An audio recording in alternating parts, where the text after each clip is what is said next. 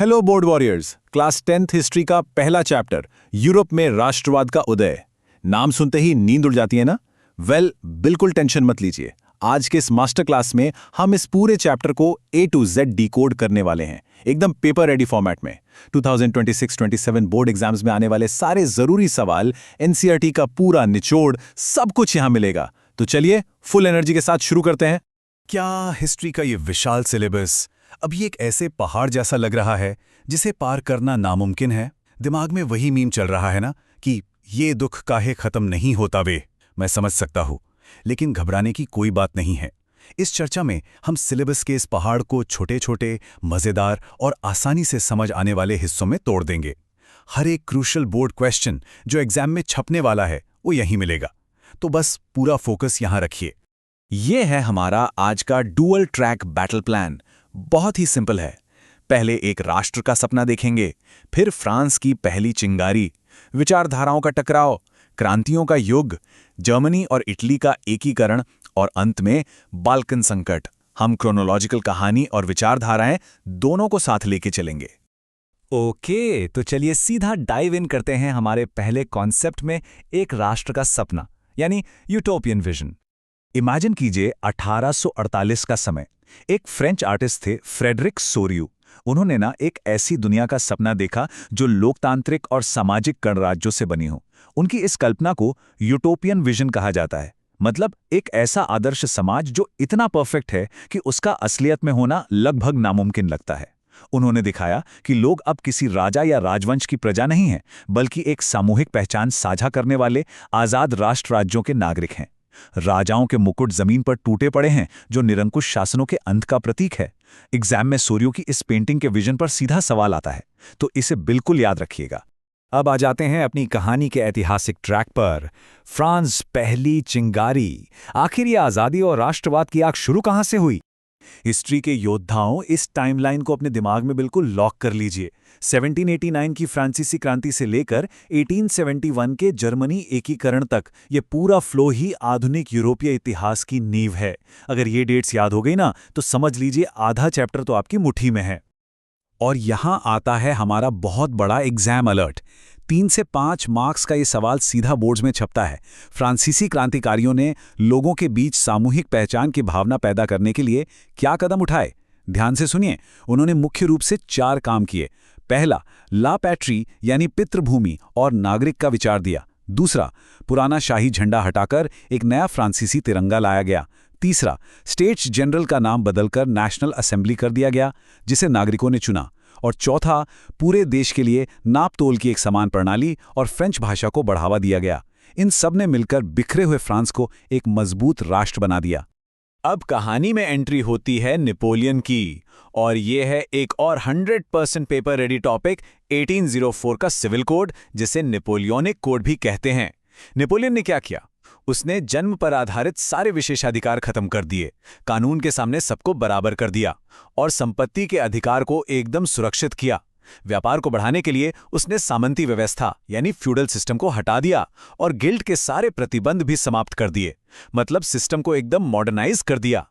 लेकिन एक कैच था, उसने लोगों की राजनीतिक स्वतंत्रता छीन ली, जिस वजह से बाद में लोग उसी के खिलाफ हो गए।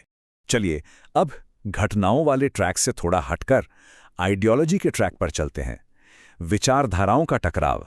उस समय की सोसाइटी को 2 ताकतवर सांडों की लड़ाई की तरह समझिए। एक तरफ था पुराना अभिजात वर्ग या एरिस्टोक्रेसी। ये लोग बहुत ताकतवर थे, बड़े बड़े जमींदार थे और आपस में शादियों के जरिए जुड़े हुए थे। ये चाहते थे कि सब कुछ वैसा ही रहे जैसा हमेशा से था। दूसरी तरफ था एक बिल्कुल नया मध्यम वर्ग। ये लोग इंडस्ट्रियलाइजेशन और व्यापार से अमीर बने थे, पढ़े लिखे थे और आज़ादी तथा अधिकारों की मांग कर रहे थे। इन्हीं दोनों के बीच जो जबरदस्त टकराव हुआ, उसी ने उदारवादी राष्ट्रवाद या लिबरल नेशनलिज्म को जन्म दिया। तो ये उदारवाद यानी लिबरलिज्म असल में था क्या? ये लैटिन शब्द लिबर से बना है, जिसका मतलब ही है आज़ाद। इस नए मिडिल क्लास को 2 तरह की आज़ादी चाहिए थी। पॉलिटिकली वो एक ऐसी सरकार चाहते थे जो लोगों की मर्जी से बनी हो, और इकोनॉमिकली वो चाहते थे कि मार्केट में कोई रोक टोक ना हो। इसका सबसे क्लासिक एग्जाम्पल है ज़ोलवरीन, एक कस्टम यूनियन जिसने ट्रेड बैरियर्स को जड़ से खत्म कर दिया और अलग अलग करेंसियों की संख्या 30 से घटाकर सिर्फ 2 कर दी। इससे व्यापार बढ़ा और आर्थिक रूप से लोग एक होने लगे। लेकिन लिबरल्स का ये सफ़र इतना आसान नहीं था। 1815 में वाटरलू की लड़ाई में नेपोलियन हार गया। उसे किसने हराया? 4 महाशक्तियों ने, प्रशिया, रूस, ऑस्ट्रिया और ब्रिटेन। इन्हें आप प्रैब से याद रख सकते हैं। नेपोलियन को हराने के बाद ये वापस रूढ़िवाद या कंजर्वेटिज्म ले आए, मतलब वही पुरानी राजशाही, चर्च और कड़े नियम। 1815 की वियना की संधि के जरिए इन्होंने यूरोप को वापस उसी पुराने सख्त युग में धकेलने की कोशिश की, जहां बदलाव की कोई गुंजाइश नहीं थी और अखबारों किताबों पर भारी सेंसरशिप लगा दी गई थी। पर आप ही बताइए, आज़ादी की चाहत को कोई हमेशा के लिए कैसे दबा सकता है? रूढ़िवादियों ने जितना दबाव डाला, लिबरल नेशनलिस्ट्स ने उतनी ही मजबूती से गुप्त रूप से वापसी की। शुरू होता है क्रांतियों का युग। इस कोट पर जरा गौर कीजिएगा, यह हिस्ट्री का बहुत ही आइकॉनिक डायलॉग है। ऑस्ट्रिया के चांसलर ड्यूक मेटरनिच ने कहा था, जब फ्रांस छींकता है तो बाकी यूरोप को सर्दी जुकाम हो जाता है। यह बिल्कुल सच था। जुलाई 1830 में फ्रांस में क्रांति हुई और फिर क्या था, पूरे यूरोप में क्रांतियों की बाढ़ आ गई। इसका असर ब्रसल्स में दिखा और ग्रीस यानी यूनान का आज़ादी का संघर्ष भी तेज हो गया, जिसे पूरे यूरोप के कवियों और बुद्धिजीवियों ने फुल सपोर्ट किया। और हाँ, एक बात याद रखिए, राष्ट्रवाद सिर्फ तलवारों और संधियों से नहीं बनपा था, इसमें कल्चर का बहुत बड़ा हाथ था। इसी को रोमांटिसिज्म या रोमानियत कहा गया। इन आर्टिस्ट्स और कवियों ने बोला कि भाई हर चीज में विज्ञान और लॉजिक मत ढूंढो। उन्होंने कला, कविता, लोक कथाओं और म्यूजिक का इस्तेमाल करके लोगों के दिलों में एक कलेक्टिव नेशनल फीलिंग जगाई। जैसे पोलैंड में जब रूस ने कब्जा कर लिया तो वहां के लोगों ने रशियन भाषा का विरोध किया और अपनी पोलिश भाषा को ही आज़ादी की लड़ाई का हथियार बना लिया। चलिए अब बढ़ते हमारे 5वें सेक्शन की ओर, जर्मनी और इटली का एकीकरण। अब वो समय आ गया था जब लोगों के दिमागी और वैचारिक सपने असली नक्शे पर आधुनिक देश बनने वाले थे। और ये मैप्स इस बात को बड़ी खूबसूरती से दर्शाते हैं। आप देख सकते हैं कि कैसे कई टुकड़ों में बटा हुआ इटली बेहतरीन कूटनीति और युद्ध के जरिए एक अखंड और यूनाइटेड राष्ट्र में बदल गया।